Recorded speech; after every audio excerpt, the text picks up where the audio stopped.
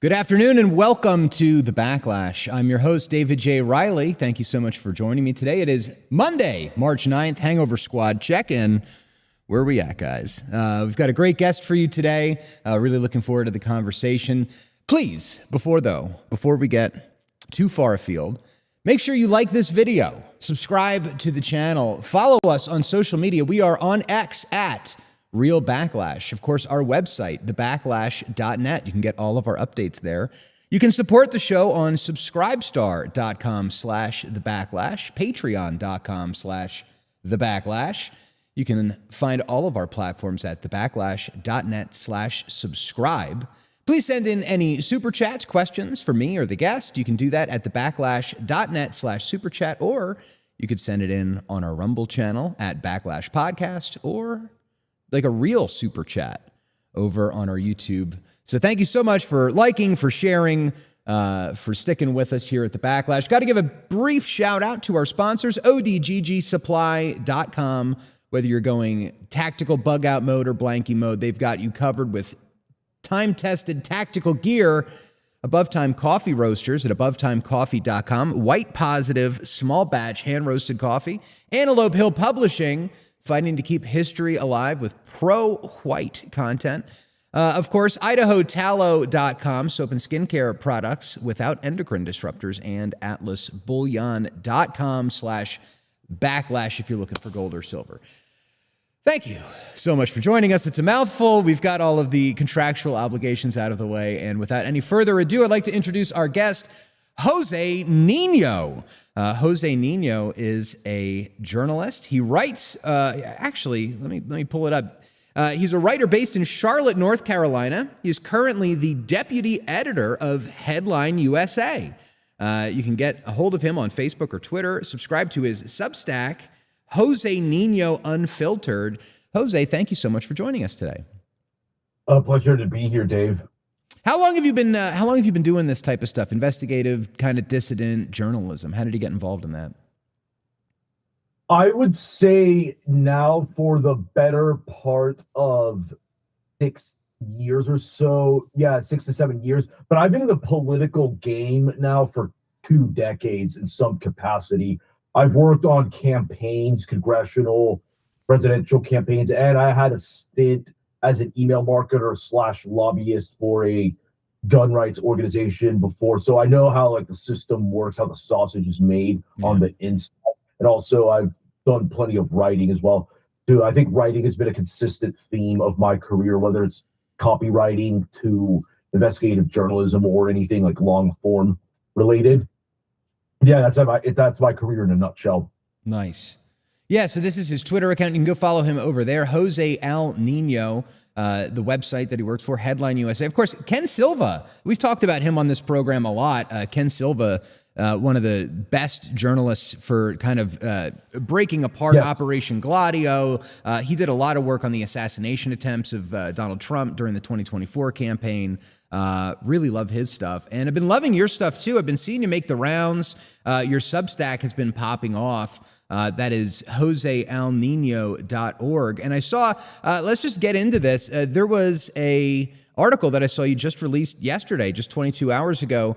Villains of Judea, Steve Feinberg, the Hebrew hidden hand behind Defense Secretary Pete Hegseth. What do we need to know about Steve Feinberg and, frankly, the Department of War when it comes to what's been going on in Iran? This guy, Steve Feinberg, is interesting because he is like the Paul Wolfowitz, if you will, of the Trump administration, in that he occupies the position of Deputy Defense Secretary, ostensibly under Pete Hegseth as the chief of the Department of War. But this guy is has had a low profile in terms of the organized Jewish community. And he's actually a multi-billionaire. He has an estimated net worth of $5 billion and is a known donor to Zionist organizations like the American Jewish Committee. He's donated various six-figure grants to that. But he, unlike other front-facing members of organized Jewry, whether it's like Jonathan Greenblatt, Ronald Lauder, who I also profiled as well, this guy was mostly keeping his head down as he built his private equity firm, Cerberus Capital Management, which specialized in distressed assets and buying and selling these assets. And that's how he accumulated his wealth over the years. And then he's also been like involved as well in turning like a Catholic hospital system in Steward Healthcare and just extracting like hundreds of millions of dividends and fees from that effectively left behind this entire collapsing like 31 hospital network that in the end filed for bankruptcy without like approximately $9 billion in liabilities. He also, curiously, there's a security group that this Cerberus Capital Management owned called Tier 1, where Tier 1 group that trained members of the Saudi Arabians kill team that eventually murdered the journalist Jamal Khashoggi. Oh, wow. And that created a whole diplomatic controversy there. And one thing about this guy is that he's obviously of Jewish extraction, is that he, I would argue, is one of the more powerful and low profile figures in the Trump administration. Mm-hmm. And I've argued that he is the Hebraic hidden hand, if you will, that he is like the sovereign, because in U.S. foreign policy decision making, if it hasn't become abundantly clear, it is organized Jewry that is ultimately calling the shots here. And people like him have been inserted into this type of position to ensure that the racial will to power of the world Jewish community is imposed by U.S. foreign policy decision-making organs and military institutions. That's why they have him there. And he's not, and they have a front going in Pete Hegseth to do that. Right. Yeah. It seems like that's kind of how a lot of times these types of people operate. I mean, even with the, what's the name of the guy that they're appointing to the Fed? Kevin Warsh, right? Yeah. Kevin Warsh is a goyim. He's a goy, but he is married to Ronald Lauder's daughter. And so you've got this connection from was it the World Zionist Congress, I think, that Ronald Lauder runs. Kevin Warsh was also very involved with Jeffrey Epstein, of course. But they do this. They put their goyim frontmen on the line, and then they say, "Oh no, see, like the Irish run banking. What are you talking about? It's not the Jews, it's the Irish." Also of note, Feinberg's was mentioned in like the Epstein files like over 300 times. And one thing about Feinberg that's very interesting when he was running Cerberus Capital Management was that he told all employees to maintain as low of a profile as possible because he did not want any attention like brought to the organization. And that's one of the things too, that when it comes to organized Jewry, there are figures that work behind the scenes that are incredibly powerful, that can amass a lot of wealth or enough contacts to leverage that to capture major institutions. And they work very much in the shadows, and they're not always the most front-facing people. You know, they don't have like 1 million followers on Twitter, Instagram, or any social media profiles. These people are very much making moves behind the scenes, and that's how oftentimes they're able to insinuate themselves in the commanding heights of the economy, the military, and other institutions in the United States. Yeah, it's insane to see. How has the war in Iran been going? We're entering now the second week of the war. There's been a lot of talk and mixed messaging that's been going and coming and going out of the administration. I think at first, Trump and Hegseth and the people in the Department of War, I think they thought that this was going to be like a quick in and out, like what happened in Venezuela or Operation Midnight Hammer, last year when we bombed Fordow and Isfahan. It is clearly not going that way. No, it's not. It is not going that way. We've seen statements, and I covered some of this last Wednesday, saying that we are prepared to be at war with Iran until September. It went from a couple of days to a couple of weeks to a couple of months, and now it's the better part of a year. What has been going on in Iran? What is the latest update on the war?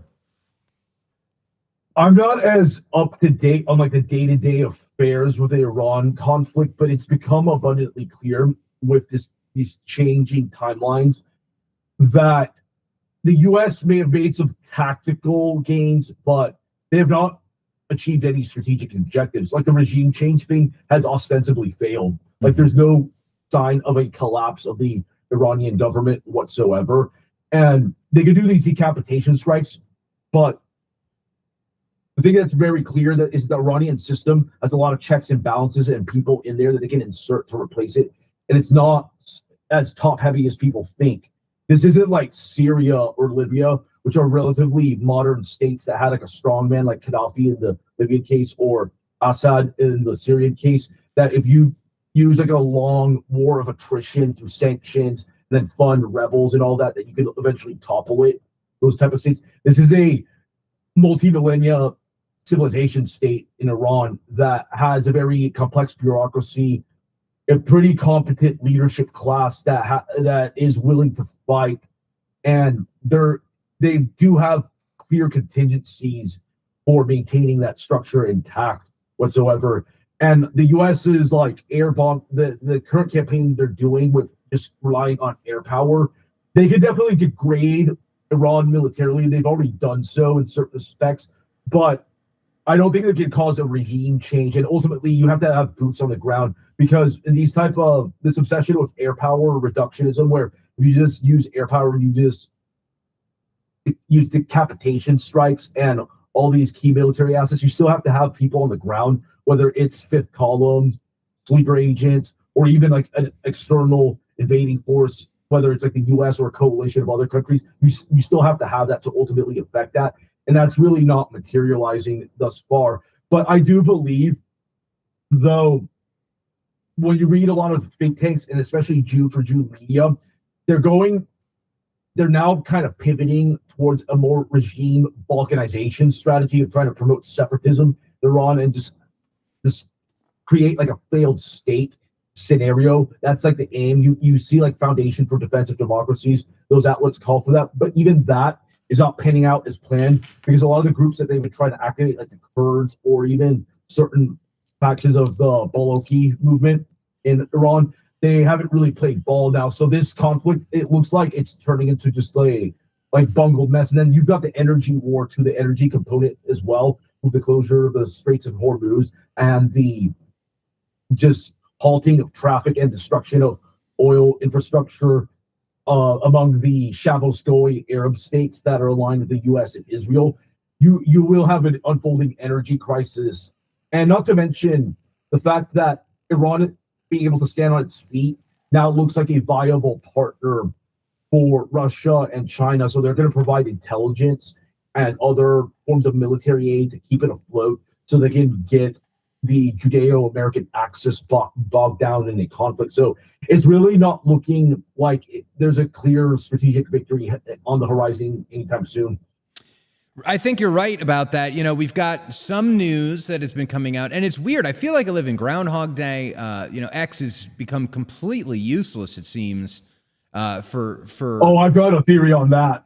Go hit me with it. I mean, besides the obvious fact that, Elon Musk is partnered with this group Authentics, which is an Israeli-based security firm that's like, doxing everybody. But go ahead. I mean, I've argued for some time that it's very much like an Israeli op, that purchase of it, and it's done as a form of a containment, ultimately for the day like this type of data will arrive when the Israelis are at war with Iran. And I've argued that this is part of the broader Zio populist movement that's not just like the U.S. but also across Europe, where they use the camouflage of like immigration restriction, economic nationalism, and racial grievances to basically disguise what the real agenda is. Judeo-accelerationism. It's a radical Zionist agenda, and I think that's the Twitter purchase is part of the information war of that op. Yeah, no, I tend to agree with you, and we can get into that. I know that you put out an article on Judeo-accelerationism, and I did a podcast about this, I think 2 or 3 weeks ago, about things like the Reform and Restore Party in the United Kingdom. Like, we're starting to see all of these right-wing coalitions in Europe that are, getting off the ground, and I think that most of that is just a front or a smokescreen for Zionist politics, frankly. But getting back to Iran real quick before we move on to that, the point is, I saw 6 days ago that, was it Ali Khamenei's son was set to become the new supreme leader. And then there was all of this flurry of activity about how, the United States they killed another supreme leader. They killed another one. They're going down the line and killing everybody. But that's not true. We were right when we said it last Wednesday. In fact, Ayatollah Khamenei's son, Mojtaba Khamenei, is now the supreme leader of Iran. He is likely much more hardline than Ali Khamenei was, and he is especially unlikely to negotiate with the United States because this past week he lost his father, his mother, his daughter, his wife, his son-in-law, and his father's granddaughter to these strikes, which is just unbelievable. And if you look at what's actually happening on the ground, it is not exactly regime change flavor. These are protests. These are protests that are happening in Iran over the past several days of Iranians coming out in full support of the new supreme leader. There was another video where they gathered to pledge their allegiance to the new supreme leader.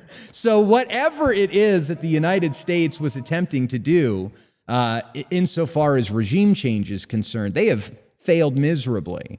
And furthermore, there's this guy, I forget his name. He's one of the foreign ministers of Iran that's been making the circuits on all of these different interview shows. And he's saying that the Iranians are ready and waiting for the United States to send ground troops. So this is not turning out very well for the United States. Do you have any thoughts or any insights, perhaps, into the new supreme leader of Iran and which track he will take? Well, the thing is that, like, these bombings, like the bombing of those schoolgirls that killed like well over 160. It's creating rally around the flag effects that I think make a type of like regime change up next to impossible there, especially if they're going to try to do a color revolution or any type of hidden hand or sleeper cell activation, because a lot of the population is just not down with that. And when you do, that's one problem with very air power centric campaigns, is that once you start hitting civilians, the population just gets more hardline. Also, with decapitation strategies as well, in a similar vein, what ends up happening oftentimes is the replacement may end up actually being more radical. Because for those who study the Iranian system, the Ayatollah Khamenei was actually a bit more restrained on the issue of like nuclear weapons and confrontational postures towards the West, whereas his replacement, or even if his son gets whacked or whatever, the replacement may be a person that not only goes for nukes, but just fully aligns with China and Russia and just says, screw it to the West. They're not even going to bother trying to hedge. And that's one of the big problems with these people, with the very Judaized and low IQ people and myopic people that run U.S. foreign policy, is that they don't really take into account. And this very Talmudic Old Testament mindset that they have really clouds their judgment and compels them to take some of the most myopic type of decisions. But yeah, it is turning into a mess where now they're not even ruling out the idea of boots on the ground, which would just be a further disaster and create a big political crisis in the U.S., because that is a clear political failure of Donald Trump, where he explicitly campaigned 2016, 2020, 2024 to keep the country and troops out of foreign wars. But here we are. But if you, for those who have read my work, like the Judeo-accelerationist presidency, they will know, unfortunately, that the Trump and his family, they have been engaged in a multi-decade generational Faustian pact with organized Jewry, and unfortunately, he used the populist aesthetic to disguise what the revealed policy agenda is, and that is make the world safe for Israel world Jewry in general. What do you think about, something that's been kind of ringing through my ears over the past several weeks? Do you remember in the WikiLeaks emails back in 2016 or 17, there was an email, I believe it was from Hillary Clinton to John Podesta, calling Donald Trump the Pied Piper candidate. Do you remember that? Vaguely. I'm not as familiar with a lot of those WikiLeaks cables, but I do vaguely remember that. Yeah, it's just one of those things where it's like, what planet do we live on where Hillary Clinton was right about this? I mean, I hate to admit that, but it does seem like Donald Trump was the Pied Piper candidate, all along as he was, bragging about, I'm the pro-peace candidate, running on, and the propaganda number that they pulled on Dearborn, Michigan, I don't know if you got to see any of the leaflets that the campaign was dropping up there, but they were dropping, Genocide Joe leaflets in Dearborn, Michigan, to get Muslims to turn out to vote for Donald Trump to end the war in Gaza. And it turns out, the whole time Hillary Clinton was right. Donald Trump was the Pied Piper candidate. And that's really clipped out of context. I know, but it's true. It's true. And so now we're sitting here dealing with the breakout of World War III. So what are your thoughts? Well, this is a recurring theme in American history. Candidates that position themselves as anti-war, you could go from Woodrow Wilson, FDR, even George W. Bush, that complained about certain foreign policy bungles or promising to stay out of a war, but end up going to war because of just the structural factors of the fact that we've been under a Jewish supremacist power configuration for decades, not century. And the thing is, too, when you look at the Hillary Clinton versus like Donald Trump presidential race, it really, like, from a bird's eye view, it's just two factions of Jewry battling out to determine how they're going to use state resources to make the world safe for Jewish supremacy. It's just the differences is like the mechanisms they use, the front goys and all that, but it ultimately leads down the same road because Hillary Clinton herself is a major superhawk, especially with regards to Iran and whatnot. And that's one of the things that the U.S. foreign policy is just completely under the thrall of the Jewish supremacist power configuration, and that's not gonna change anytime soon until that class is just totally overthrown. And that's just the kind of like reality check that a lot of people need to have, that no matter who you vote for, you're gonna get like some type of Likud or some Judeo-accelerationist foreign policy, unfortunately. Yeah, it seems to be the case. I'm trying to find this the actual email. And I'm not. I'm over here on WikiLeaks, and it is not coming up, but it's out there. I remember reading it.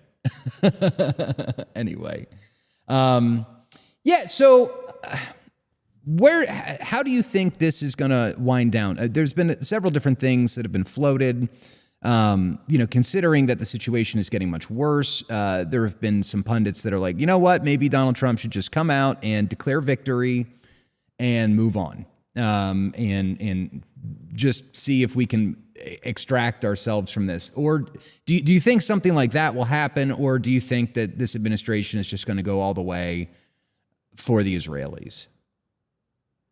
Yeah, there is, theoretically speaking, a off-ramp where they could just say, we killed the freaking leader, we degraded Iran militarily, we destroyed a lot of their navy and a lot of their conventional assets, and then just pack up and leave.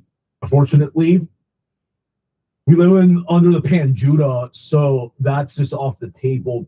What's more likely going to happen, my prediction is that once the interceptors and like air defense gets depleted for Israel, and Iran starts just making Israel inhospitable for Jews to like live in, and just do these missile attacks. Once like they're more state of the art, missiles start falling on Tel Aviv, Haifa, and other cities. This is a really small country.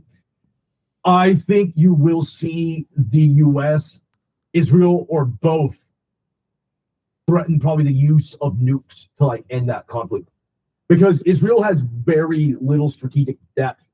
Like a very simple like missile barrage that hits it hard could render the state very like dysfunctional. It's really small and has very little to no industrial base. It's a parasitic entity that relies on Gentile nations to provide it military aid, capital stock, also its young men to defend it and defense. So it's a very structurally unstable state, and that means that they will likely go up the escalation ladder really fast if the Iranian missile attacks continue. They start rendering a lot of his infrastructure dysfunctional. And that has major implications too, because that means demographically, a lot of Jews in the diaspora aren't going to be moving to Israel. And also, they could see somewhat of an exodus of skilled Israelis just flee the country, because even after the 12-day war, I saw a poll that appeared on that one Israeli website called Ynet that over 60% of Israelis have signaled that they're considering leaving the country, especially in the wake of October 7th and then the 12-day war. And I mean, this current conflict too is very likely making these people consider options, because a lot of Israelis, for those who don't know, they not only have multiple passports, but they have multiple citizenships, and they know they're on stolen land. So any type of they don't have really strong ties there. So any type of adversity they start facing, where their daily lives get disrupted by the steady diet of Iranian missiles and also missiles from the Axis of Resistance, they're gonna start to like get jittery, and some of these people will start to leave the country, and Israel, unlike other states, they're still in a very existential demographic struggle with the Palestinians. So any type of exodus like that happens could legitimately hamper its ability to function as a normal state. So that's why like the use of nukes is very much on the table. Wow. Do you think that they'll use nukes? And who would it be? Would it be the United States or Israel or both?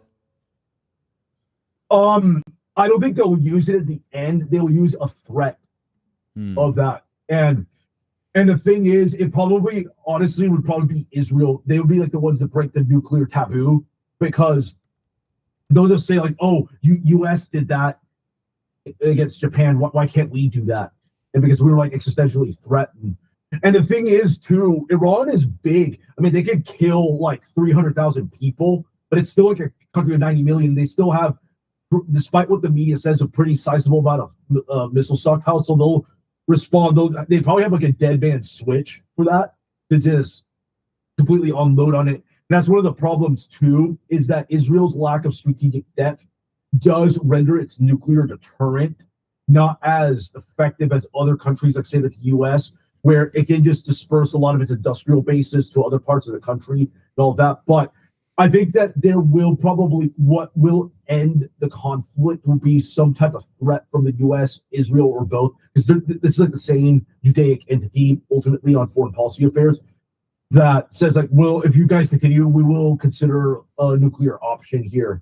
But I think the US, the end result is going to be a geoeconomic and geostrategic defeat, in the sense that, for example, they may lose a significant presence of their bases in the Middle East. I think, for example, Bahrain, UAE, and those type of states, they may end up being in a kind of like Iranian sphere of influence, or just much more like BRICS aligned. And some of these bases are just going to get either moved deeper to Saudi Arabia or Jordan, or they may lose that whole presence altogether. Because what they do, a lot of these Arab states that made this Faustian bargain with the Judeo-American axis are realizing is they're just getting cock-smacked by the reality is that you are a Shabbos Goy cannon fodder in a crisis between Israel and Iran. Like ultimately, the United States will move its military assets to defend the mothership that is Israel, and you guys are left out to dry.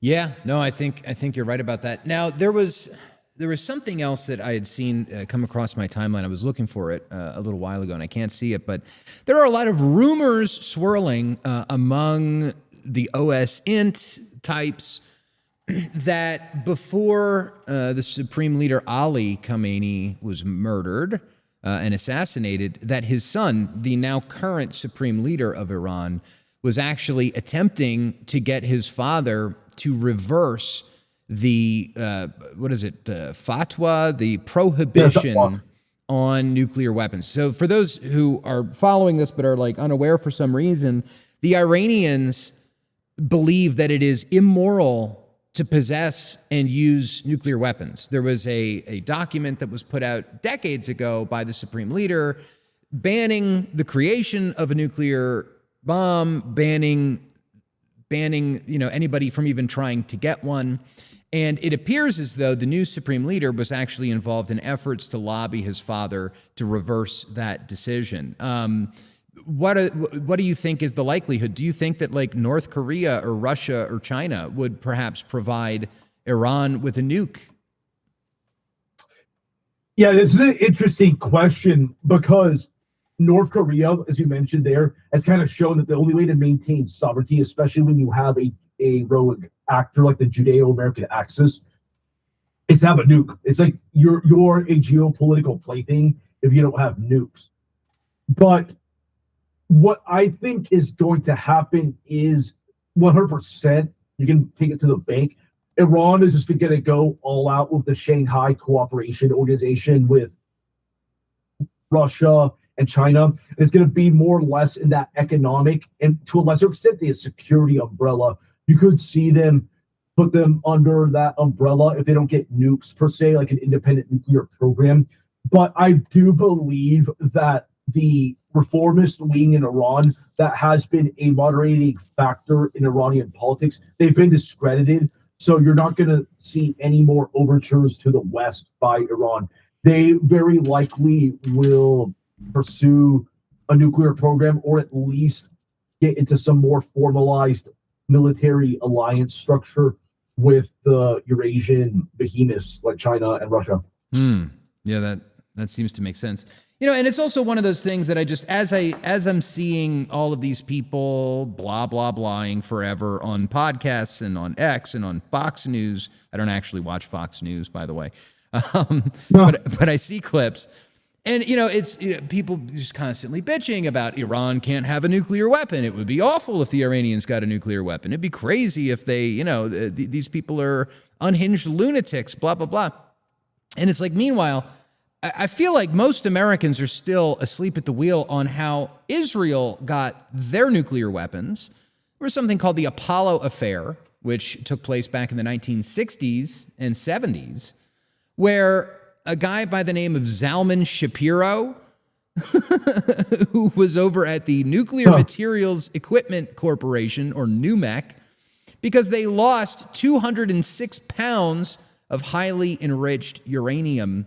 That uranium was smuggled to Israel, where they used that to create their first nuclear bombs. I feel like people don't know that. And by the way, nuclear Israel, which is a nuclear state, has never declared that it has the bomb. They have denied it. Back when JFK was president, over in Dimona, that's their main nuclear reactor, the Israelis created fake control rooms for the IAEA to come in and look at, because they didn't want them actually seeing that they were making bombs. And so you've got this rogue state that has committed genocide since 1948. They've defrauded the United States. They've stolen from us. They have spied on us. But that's not the problem. The problem is the guy that posts that women are like flowers on X. That's the problem. These lunatics can't be allowed to get a nuclear bomb. So it's just crazy. There are some more updates as well coming out of CENTCOM. There are now eight confirmed dead U.S. soldiers because of this incursion. And that is probably going to continue to climb higher and higher. So anyway, it's just not good. It's not good. I don't really see a way out of this where America, there's no going back. I feel like this is kind of like a 9/11 moment. Yeah, this is everything about the world order has changed, is changing, and we'll see. Oil has been going nuts. I think it's at, hold on, let me see if I can check oil price. That'll take too long. But anyway, oil's been going nuts. I think that the Iranians are saying that it could go to $200 a barrel. That would be like what, a $10 gallon of gas? Over here, if that happened, wouldn't be good. Would not be good. But yeah, let's talk a little bit about. You've got a couple of other articles here that I wanted to go over. Let's see. Let's start, I guess, with this one, and then we can transition maybe into European politics a little bit. I'm not sure if you've written about that, but this article, Donald Trump is. I've written extensively, yes, of that. Yeah, Donald Trump is a generic Republican in populist clothing. Stop falling for the con and examine the actual record. So what are we talking about in this article, and maybe, I guess, how Jews are using the political system to advance their ends? Well, here's the thing that I try to point out in this article. I see too many political analysts, in my opinion, fall for headlines or talking points that Trump makes, like a Fox News or in the campaign trail. And they don't actually look at his concrete legislative actions or his foreign policy actions and establish a pattern there. Because when you look at that and I noted this from his Supreme Court justice nominations to economic measures like tax cuts and all that, and even the amount of legal migrants that were naturalized under his first term. His agenda is just a typical Republican agenda. There's not much to write home about. This guy's no Pat Buchanan, whether it's on the domestic or the foreign policy fronts. And that's one of the things I pointed out in that article, is that Trump's agenda has actually been really successful for the conservative movement, which is the right wing of the right flank of the Judeo-capitalist order we live under. But as far as like national populism is concerned,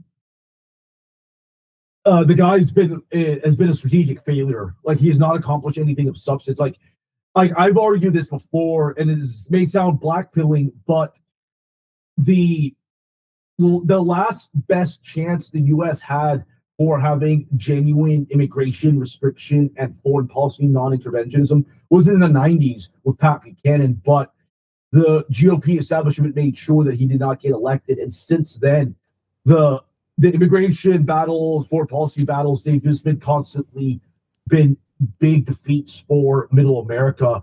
And Trump's immigration measures, some of them are good, at least like in a marginal sense, but they're too little, too late. This is stuff that should have been done, not just yesterday, but decades ago, and they just don't go far enough either. Like, the U.S. desperately needs multi-decade immigration moratoriums, an end to chain migration, birthright citizenship, e-verify, all that. That stuff is not on the menu. And also, keep in mind, this Iran war almost guarantees a defeat for Republicans in the midterms, which will create a divided government.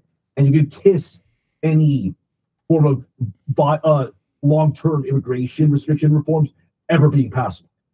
And that's also to note, even in the current configuration in Congress, especially the House, which has a razor-thin Republican majority, that stuff is not even possible then. So, yeah. Yeah, it's crazy. You know, it's been super interesting over the past couple of weeks, you know, because I get all distracted on foreign policy and stuff like that. But meanwhile, in Idaho, what's been going on that nobody's paying attention to, because everybody is on the one side either extremely upset that we're at war again, or on the other side, they're hopping up and down because they think that the rapture is about to happen and that Jesus is coming back with the Jewish Messiah. So you've got these two kind of factions that are extremely distracted. Meanwhile, here's a legislative update from Secure Idaho. We've got a bunch of bills that we're trying to get passed at the state level because they're not doing anything at the federal level. And all of the good legislation seems to be getting absolutely tanked by Senator Jim Guthrie down in Boise. We had two really good bills, House Bill 700 and 704, that would have actually made it illegal, punishable if you hire illegals. That got thrown out by the dairy lobby. And then Real E-Verify, which got thrown out by the agricultural lobby. So, you know, we've got to fight. You know, just because there's a war in Iran going on, that doesn't mean that we can let the stuff at home. We got to pay attention. We've got to be able to do everything all at once. Yes, you know? Yes. One thing to note: this goes back to the Bush era.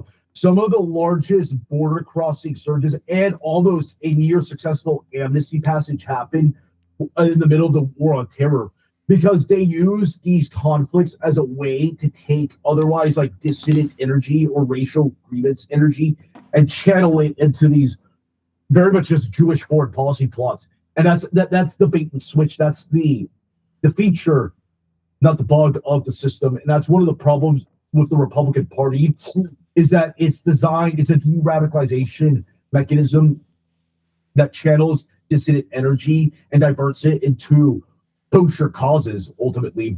And also, for those who have worked in Republican politics, especially with crafting opposition research, they will all tell you from top to bottom, Republicans, all these wholesome chungus, small to medium-sized business owners, and even the corporate bigwigs, they're all attached to like open borders or mass migration Inc. They're beholden to, like, as you mentioned, the dairy lobby, agricultural lobby. They're very reliant on cheap labor, whether it's illegal or legal. That's why the Republican Party is structurally incapable of carrying out these type of immigration restriction measures. That's why you have to continue to turn up the heat on these people and build like single issue advocacy organizations to get these people in line, because all things being equal, they're just going to continue to let immigration in, whether it's illegal or legal. Yeah, no, but it's also interesting to see there's been some polling that was released this week when it comes to the Republican Party. This comes from the Jerusalem Center for Security and Foreign Affairs. I don't know if you've seen this, but apparently 45% of Republicans under the age of 40 say that Jews pose a threat to the American way of life, according to the survey, and that this poll was also carried out before the joint Israel-American attack on Iran. So it does seem like they've lost the youth. We've been talking about that on this program for a little over a year now. The youth is just, they have left the party. They are going their own way. Do you think that we're going to see the Republican Party crash and burn? Or do you think that there's like a possibility to kind of run an insurgency from within, a kind of internal revolution in the Republican Party from these young people? Or do you think that will come too late? Well, just comment on that poll. This is another reason why post October 7th, organized Jewry installed Trump in office through their support for him for his second term. Because looking at his first term, he already broke tons of taboos on the Israel issue, from the Abraham Accords to recognizing Israel's sovereignty over the Golan Heights and the assassination of Soleimani and all of that.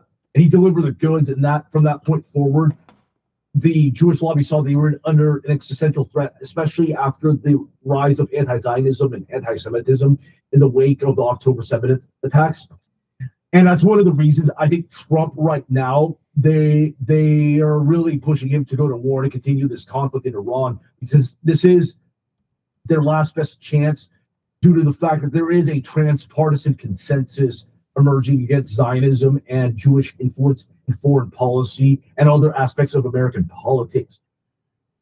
Opinion is that if this anti-Semitism, anti-Zionism wave continues, it could actually realign the entire system. Both Democrats and Republicans could get cleaned out. But there's a lot of tricks that organized Jewry can pull out of their sleeves. They can use a lot of polarization vectors and fake culture war stuff to create divide and rule environments that prevents the coalescing of a coherent movement. And that's why I stress to people, they should be focused on this in a very like single issue type of manner that's like transpartisan and that's not explicitly attached to one party or the other, because it's better to create a social movement more so than a kind of like faction within that party. Because whenever you get branded with the GOP or the Democratic Party, you automatically make your message unpalatable to a large segment of the population. But when you're above that and independent, it makes it much more dynamic. And the thing is, both parties are really unpopular in general. Like these elections, when people talk about like Democrats winning the midterms, it's more really like Republicans lost it more so than Democrats, because Democrats too, if you look at polling with regards to them, they're under the water on a lot of issues as well. And that's also a featured out a bug, because it creates this weird type of polarization dynamic where you can't have very solid majorities in Congress, where the government, where you cannot govern on behalf of like Gentile America. But guess what? The House still wins, because the only thing that the Congress creators can actually maintain a consensus on is stuff that benefits organized Jewry.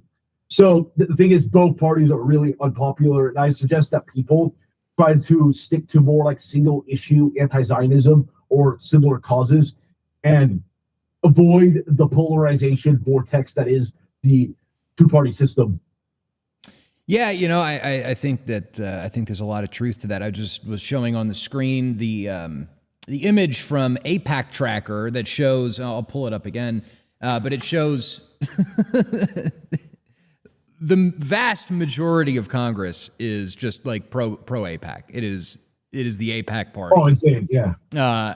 It seems like the Democrats have maybe some more independent thinkers, I guess, on their side, but not really. I mean, they're they're not really that independent. They're pretty NPC when it comes to the gender stuff, the bathroom stuff, all the cultural issues that we seem to, have an issue with. It's just crazy. But where was I going with that? Yeah. There was, this is what happens. See, this is what happens when I have like ADD and I you said something that like triggered me and I was like, anyway, this is a neurodivergent podcast now. We love our autism. We love our ADD. It helps us to get real deep. It is. So what about what we're seeing in Europe? Because I've heard from a lot of people, they think that this is the end of Jewish power, that it's all already done, that essentially we've won, that the Jews have lost. Look, there's, populist, nativist, nationalist types of uprisings happening all over Europe. Therefore, it's game over. I've taken a little bit of a different opinion on that, where when we look at groups like National Rally in France, when we look at was it Restore Britain, AFD, FPO in Austria, and even was it Giorgia Meloni's party? They all seem to be Zionists. Am I wrong on that, or am I seeing something? Or are you seeing something different? I guess because I'm just not that hopeful. I don't think that Jewish power is like de facto over. I think that it's just about to kick up to a new level of intensity, censorship, and fighting. What are your thoughts? So I've written this because his alliance has been actually in effect for the better part of a few decades, and some of the similar funding networks that propped up Donald Trump, Zionist and Judaized Gentile networks, are propping up these so-called populist parties in Europe that I think are just stalking horses for Zionist interests, because Europe in general, and it's not just because they're acted with Jews for over a millennia, and it's always had problems with that cohort. And what's happening is that the organized Jewish community has had to take emergency measures, especially in the aftermath of October 7th, to prop up these parties so that they can have like an opposition force in European politics that will make the continent safe for Jewry, or at least implement policies that don't directly challenge like Israel or any elements of the international Jewish community. For example, you have like Spain, which has a really libtarded global homo government that's actually gone off script on the Israel issue. The Prime Minister Pedro Gonzalez was one of the few Western leaders to call out Trump's attacks against Iran. And that's why they're popping up the Vox party there, which is a total Reaganite, pseudo-populist Zionist cutout there. And these parties, they talk a big game about immigration restriction. But the funny thing is, they'll talk about Muslim immigration, but they're perfectly fine with having Hindu nationalist fanatics come in by the millions, or even increasingly sub-Saharan Africans that are of Pentecostal or evangelical confession come in by the millions. And I've done research on this too, from Hindu nationalism to these Pentecostal movements in Kenya and Nigeria that the world Jewish community are propping up to use in a manner to create like a new managerial class in the US and Europe that is more amenable to Jewish interests. Because now it's clear that the organized Jewish community, they can't trust anyone. So they're gonna have to import new people, and there are plenty of people in the global south that are evangelical kooks that make American evangelicals look sane in comparison, and Hindu nationalists that are anti-Muslim and that have been philo-Semitic from the jump to do this type of work. And that's another part of this emergency measure. That's why you see a lot of these That's why you see a lot of these populists too. The National Conservative or the dual national, you're in line with Jewish interests. Yes. Hold on a second. We are having a little bit of a technical issue on the internet. I think Elon Musk has turned my internet off. Well, Yeah, this conversation got too spicy. Yeah, clearly. Well, I guess I might have to. Hold on a second. Let me see if I can.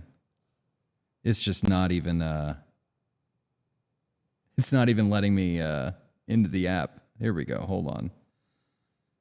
Sorry about this, everybody. I'm gonna try to get this back up and running because I think it nuked us off of Rumble. We can still we'll wrap up and finish on the recording.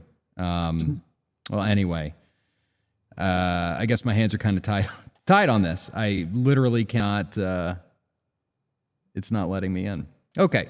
Well, so much for joining us today. I'm not going to be able to pull up any more tweets or supporting videos or anything like that, unfortunately, because this internet problem.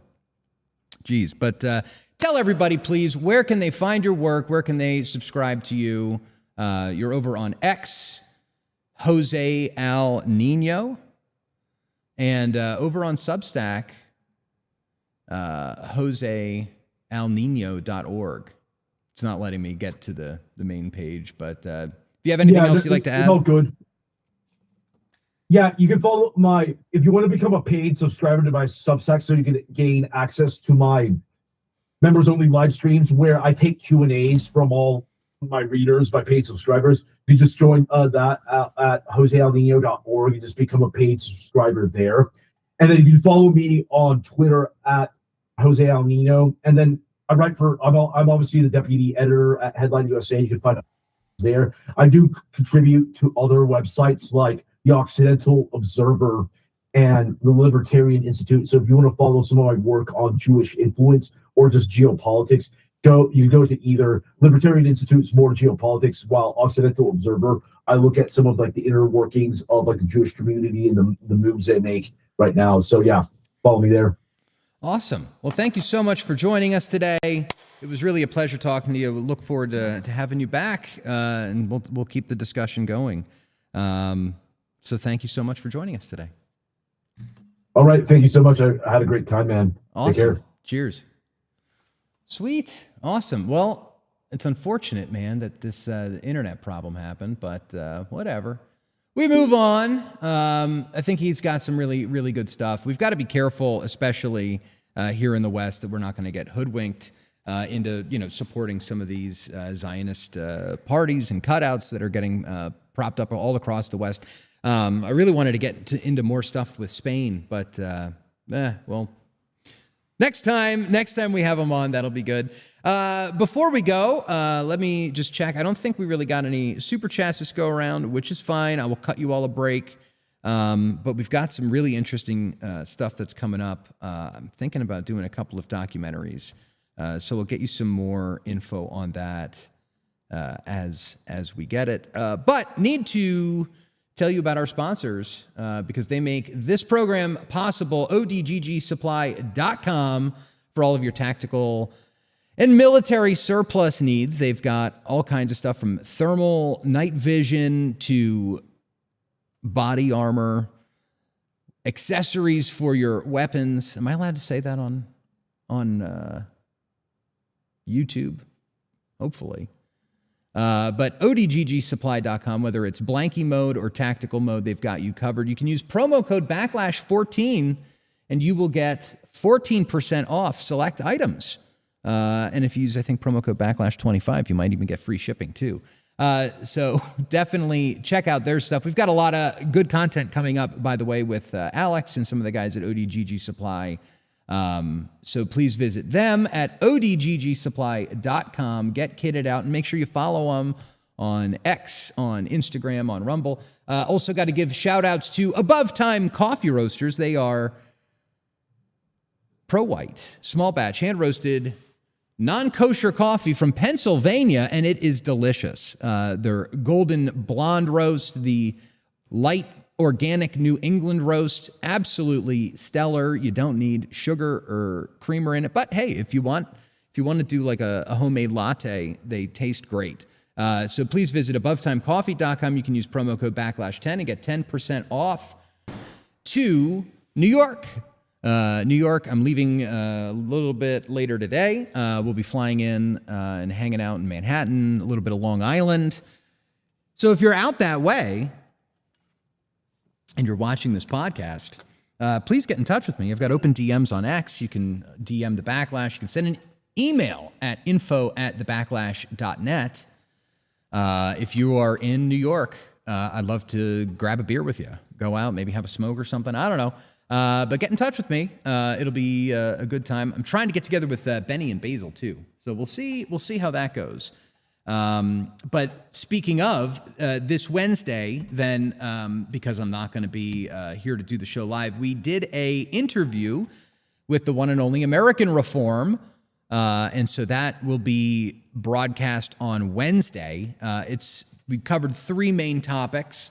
Number one being Catholic race theory, kind of clearing up some of, there's been a debate about whether or not Christ cucks can acknowledge the reality of race and racial differences. And so we talked about that. We talked about just war theory, and we talked a lot about whether or not Catholicism and Zionism are compatible. I think we all already know that they aren't, but American Reform brings the receipts. He's done all the research and a lot of brand new translating from some older publications. And so I think you'll really enjoy that conversation. That will be airing on Wednesday evening, and then we will be back in the saddle for the rest of the month. And we've got some interesting collaborations coming up too. Sarah Bills of DD Geopolitics is going to be coming to town. Looking forward to hanging out with her. We'll put out some content. Also, Brother Nathaniel. I think we're going to be getting together with Brother Nathaniel in the next couple of weeks. So that'll be fun as well. But keep a close eye. Once we get past this week, I think there's going to be a lot of stuff that you're going to enjoy. Also, next month, there's going to be an event happening here in North Idaho. If you're interested in homesteading, if you're interested in, leaving the city behind and moving to the country, this event is going to be for you. And so we'll have more details on that as we get closer. What else did I want to mention to you? I got to mention North Idaho Tallow Company. They are in the middle of a rebrand. So there's going to be some new packaging. Very exciting to see these guys grow. They make soap and skincare products without endocrine disruptors. And I recently found out what that actually means. And so apparently with soap and skincare, the moisturizers, whatever, the stuff that it's made out of, the chemicals that the soaps are made out of, these modern soaps, Irish Spring, Dove, whatever, it's all petroleum byproduct. And you're sitting there in the shower, you're hot, your pores are open, and you're smearing this waste product all over your body.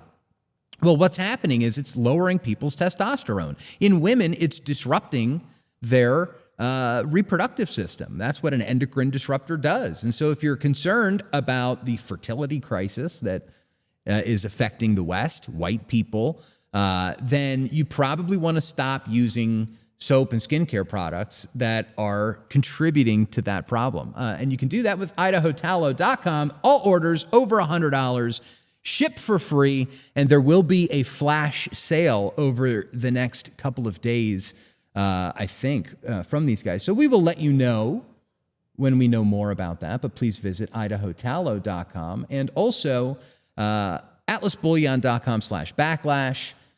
If you've been following the markets with this war that's been breaking out, everything's going crazy. Crude oil is up over $100. Inflation is about to skyrocket. You want to be saving your money in a form that cannot be debased or seized by the government. And that means holding your own gold and silver from Atlas Bullion. You can automatically stack precious metals the easy way with their gold and silver subscriptions as low as $55 a month. That's how I save. I think that's how you save how you should save. And listen, if you listen to us when we first started advertising Atlas Bullion, you would be up over 100% on both gold and silver.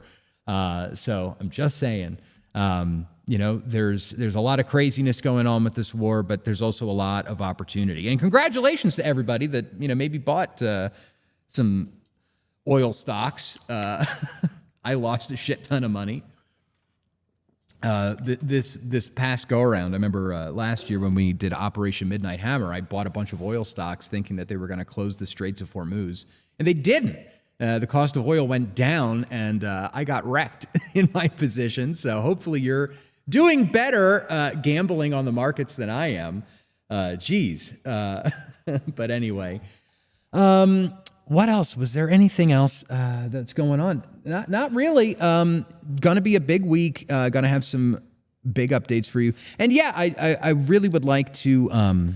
I'd really like to make some different content for you guys coming up here in the next few months. I think, the history of North Idaho is really, really interesting when it comes to backlash, when it comes to internal mass migration, when it comes to illegal immigration. There are some stories from Idaho's past that I think are important for America's future.